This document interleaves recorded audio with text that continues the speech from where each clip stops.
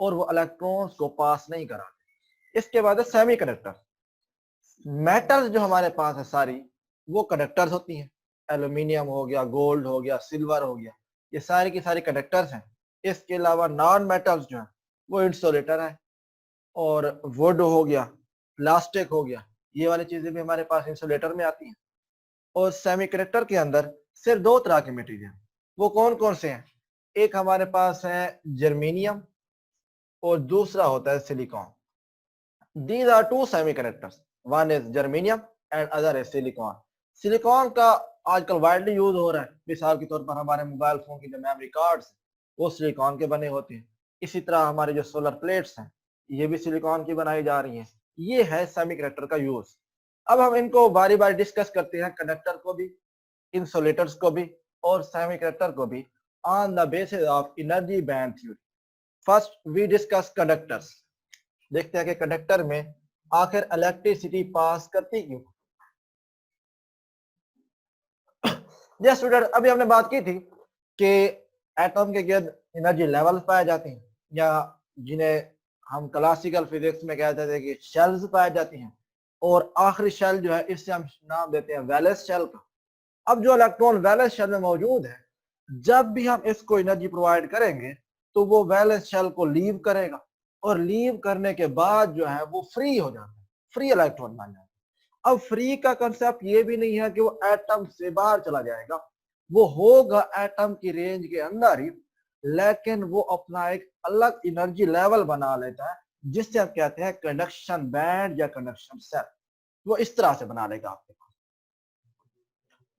ये एक अलग से वो अपना शेल क्रिएट कर लेगा। अब वो इस शेल के अंदर मूव करना शुरू कर देगा, इसे कहते हैं ये कंडक्शन बैंड है या कंडक्शन शेल। यानी वैलेंस शेल था, वैलेंस शेल को जब इलेक्ट्रॉन ने छोड़ा है तो वो फ्री हो गया, फ्री होने के बाद वो चला गया है कंडक्शन शेल के अंदर। कंडक्शन बैंड के अंदर जब वो मूव करेगा और चार्जेस की मोशन को हम कहते हैं करंट है, इस तरह से कंडक्टर के अंदर जो है करंट का फ्लो शुरू हो जाए। अब स्ट्रक्चर किस तरह है वो देखते हैं इसमें। कंडक्टर के अंदर ये आपके पास होगा कंडक्शन बैंड, और ये आपके पास होता है जी वैलेंस बैंड। अब वैलेंस बैंड में इलेक्ट्रॉन मौजूद है।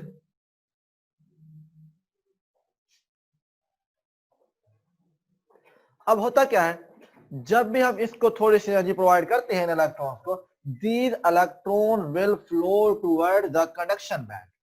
All of these electrons will toward the conduction band, and in conduction band these electrons will be called free electron। क्योंकि ये इलेक्ट्रॉन फ्री है, ये आजादाना मूव करेंगे कंडक्शन बैंड के अंदर, इसी वजह से जो है कंडक्टर के अंदर करंट का फ्लो शुरू हो जाता है। यानी वैलेंस बैंड के जितने भी इलेक्ट्रॉन्स थे वो अब वैलेंस बैंड को छोड़ेंगे और वो मूव करके जाएंगे कंडक्शन बैंड के अंदर। कंडक्शन बैंड के अंदर जितने भी इलेक्ट्रॉन्स हमारे पास पहुंचे हैं उनको हम नाम देते हैं फ्री इलेक्ट्रॉन्स का। with the motion of these free electrons the flow of charges will be generated, which is called current. So this is the process in which conductor can flow the charges. That's why we say that conductor are those material which allow the charges to pass through them. Conductor के अंदर properties क्या है, इसमें जो conduction band है ये completely filled होता है,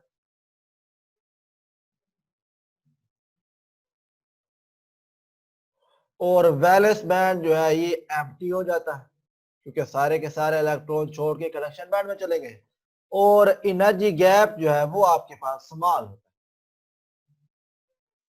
स्मॉल एनर्जी गैप है, जिस वजह से इलेक्ट्रॉन जो है कंडक्शन बैंड में इजीली पहुंच जाते हैं। अब हम डिस्कस करते हैं इंसुलेटर्स को कि इंसुलेटर्स के अंदर किस तरह का प्रोसेस होता है। इंसुलेटर्स का डिस्कस कर लेते हैं।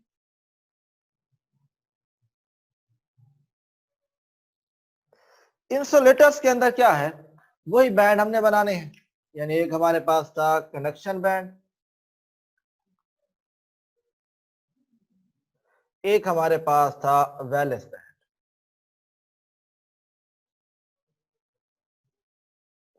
वैलेंस बैंड के अंदर इलेक्ट्रॉन मौजूद है।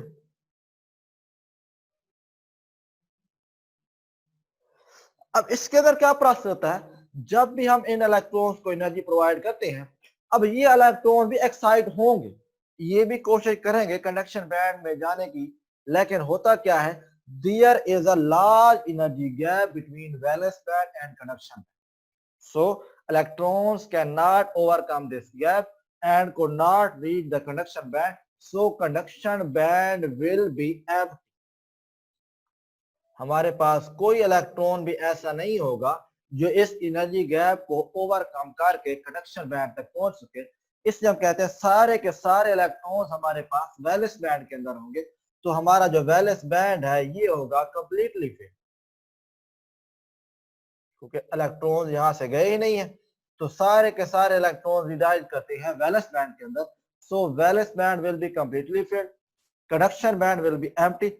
अब कंडक्शन बैंड के अंदर कोई इलेक्ट्रॉन पहुंचा ही नहीं है, जब वो पहुंचेगा नहीं वो इलेक्ट्रॉन फ्री इलेक्ट्रॉन भी नहीं कहलाएगा, और जब तक फ्री इलेक्ट्रॉन कंडक्शन बैंड में पहुंचते नहीं है, फ्री इलेक्ट्रॉन्स की मोशन पॉसिबल होती नहीं है। इसी वजह से क्या होता है, हम कहते हैं इंसुलेटर्स के अंदर करंट का फ्लो जो है वो जनरेट नहीं होता। क्यों नहीं होता, क्योंकि कंडक्शन बैंड में इलेक्ट्रॉन्स का होना जरूरी होता है, और कंडक्शन बैंड में इलेक्ट्रॉन्स को आने के लिए लार्ज एनर्जी गैप ओवरकम करना पड़ता है, और ये पॉसिबल इसके लिए नहीं होता। इसलिए हम कहते हैं कि कंडक्शन बैंड के अंदर कोई इलेक्ट्रॉन नहीं पाया जाएगा, और इंसुलेटर्स जो है वो करंट का फ्लो नहीं करा सकते। क्यों नहीं करा सकते, because there is a large energy gap between valence band and conduction band. So पहले हमने कंडक्टर को डिस्कस किया कि इनके अंदर स्मॉल एनर्जी गैप पाया जाता है, वैलेंस बैंड के जितने भी इलेक्ट्रॉन होते हैं वो वैलेंस बैंड को छोड़कर चले जाते हैं कंडक्शन बैंड के अंदर। कंडक्शन बैंड के अंदर जब वो पहुंचते हैं वो मूव करना शुरू कर देते हैं, जिन्हें हम नाम देते हैं फ्री इलेक्ट्रॉन्स का, और उन फ्री इलेक्ट्रॉन्स की वजह से जो है करंट का फ्लो उसमें होता है। इंसुलेटर्स के अंदर जो है थोड़ी सिचुएशन डिफरेंट थी, हमारे पास वैलेंस बैंड और कंडक्शन बैंड के अंदर लार्ज एनर्जी गैप, इस लार्ज एनर्जी गैप को ओवरकम करने के लिए इलेक्ट्रॉन्स को ज्यादा एनर्जी चाहिए थी, वो एनर्जी इनको प्रोवाइड नहीं हो सकी। इसी वजह से जो है वैलेंस बैंड के इलेक्ट्रॉन्स कंडक्शन बैंड तक पहुंच ही नहीं सके। इसी वजह से हम कहते हैं if there are no free electron there will be no current in insulator. Conductor हो गया डिस्कस, इंसुलेटर्स हो गया। अब लास्ट है सेमी कंडक्टर्स। सेमी कंडक्टर्स, जैसे स्टूडेंट अभी हमने बात की थी कि सेमीकंडक्टर के अंदर जो है दोनों की प्रॉपर्टीज पाए जाएंगे। सेमीकंडक्टर को हम एक और नाम भी देते हैं सेमी इंसुलेटर। सेमी से मुराद क्या है कि ये कुछ प्रॉपर्टीज कंडक्टर की रखते हैं और कुछ प्रॉपर्टीज ये इंसुलेटर्स की रखते हैं। इनमें बैंड किस तरह बनते हैं उसको देख लेते हैं। वही बैंड बनेंगे इसमें, एक कंडक्शन बैंड होगा, एक होगा वैलेंस बैंड।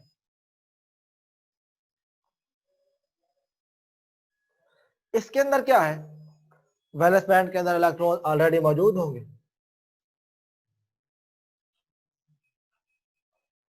अब होता क्या है, जब भी हम इन इलेक्ट्रॉन्स को एनर्जी प्रोवाइड करते हैं, कुछ इलेक्ट्रॉन एक्साइट होंगे और ज्यादा एक्साइट हो जाएंगे, वो क्या करते हैं, वो पहुंच जाते हैं कंडक्शन बैंड के अंदर। फर्ज किया कि 6 इलेक्ट्रॉन्स हमारे पास मौजूद हैं, उनमें से 3 जो है वो कंडक्शन बैंड में पहुंच गए, 3 जो हमारे पास वैलेंस बैंड के अंदर रह गए। अब हम ये कह सकते हैं कि हमारा जो वैलेंस बैंड है ये भी पार्शियली फिल्ड है,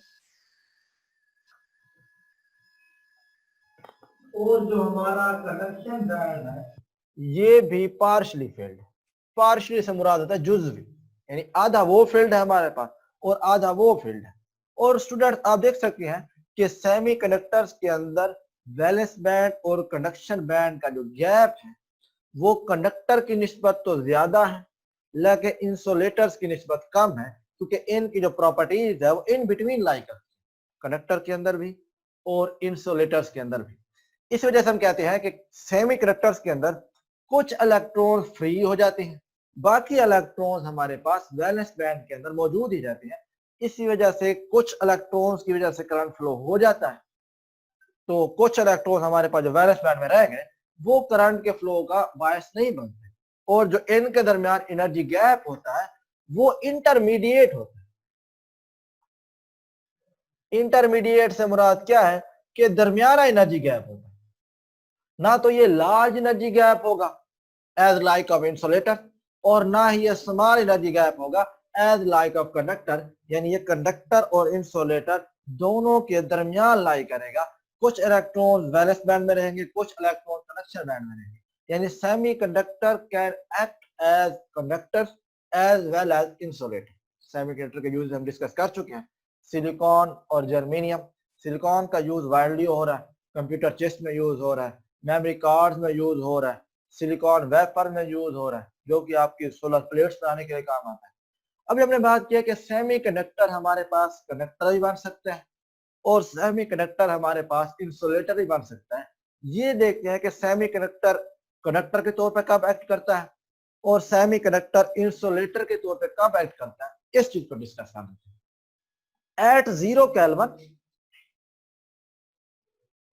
एक्ट कर सकता है एज ए इंसुलेटर भी और एज ए कंडक्टर भी। हमने 3 तरह के मटेरियल पढ़े, conductors, semiconductors and insulator. In conductors, there is a small energy gap between valence band and conduction band.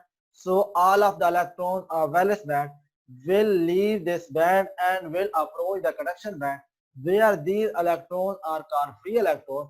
Due to motion of these free electrons, the flow of current will be generated in conductor. And in insulators, there is a large energy gap between valence band and conduction band. So electron cannot overcome this gap to reach the conduction band. So conduction band will be empty. There will be no free electrons in conduction band. So there will be no current in insulators. यानी insulators के अंदर हमारे पास valence band completely filled होगा, large energy gap होगा और conduction band हमारे पास empty होगा। फिर हमने बात की सेमीकंडक्टर्स के बारे में कि सेमीकंडक्टर्स के अंदर जो है वो इंटरमीडिएट एनर्जी गैप आ जाता है।